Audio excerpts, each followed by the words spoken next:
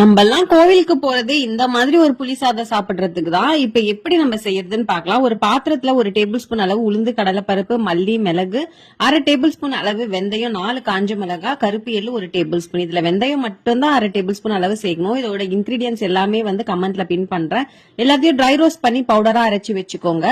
இப்போ ஒரு பாத்திரத்துல கடலை எண்ணெயை தாராளமா விட்டுக்கலாம். கடுகு, கடலைப்பருப்பு, உளுத்தம்பருப்பு, வேர்க்கடலை, காஞ்ச மிளகாய், கருவேப்பிலை இதெல்லாம் நல்லா கோல்டன் ப்ரௌன் ஆகிற வரைக்கும் வதக்கி எடுத்துக்கோங்க. கொஞ்சமா மஞ்சள் பொடி, கொஞ்சமா பெருங்காயத்தூள் சேர்த்துட்டு நம்ம அரைச்சி வச்சிருக்க பவுடரை ஒரு 3 டேபிள் ஸ்பூன் அளவு இது கூட நம்ம சேர்த்துக்கலாம். மிச்சம் இருந்த பவுடரை நீங்க ஸ்டோர் பண்ணி வச்சுட்டு இன்னொரு தடவை புளி சாதம் செய்யும் போது ஆட் பண்ணிக்கோங்க. கரைச்சி வச்சிருக்க புளியை நான் இது கூட சேர்த்து தேவையான அளவு உப்பு சேர்த்து நல்லா கலந்து விட்டுக்கிறேன். கொஞ்ச நேரத்துல இந்த மாதிரி திக்காயிடும். லோ ஃபிளேம்ல வச்சு குக் பண்ணுங்க. எண்ணெல்லாம் நல்லா பிரிஞ்சு வீடே நல்லா கமகமன் வாசனை வரும்போது கேஸ் ஆஃப் பண்ணிடுங்க. கண்டிப்பா 1 மாசம் வரைக்குமே இந்த புளி தொக்கை நம்ம ஸ்டோர் பண்ணிக்கலாம். புளி சாதம் கிளறும் போது கொஞ்சமா நல்லெண்ணெய் விட்டு கிளறுங்க. டேஸ்ட் செம்ம அல்டிமேட்டா இருக்கும்.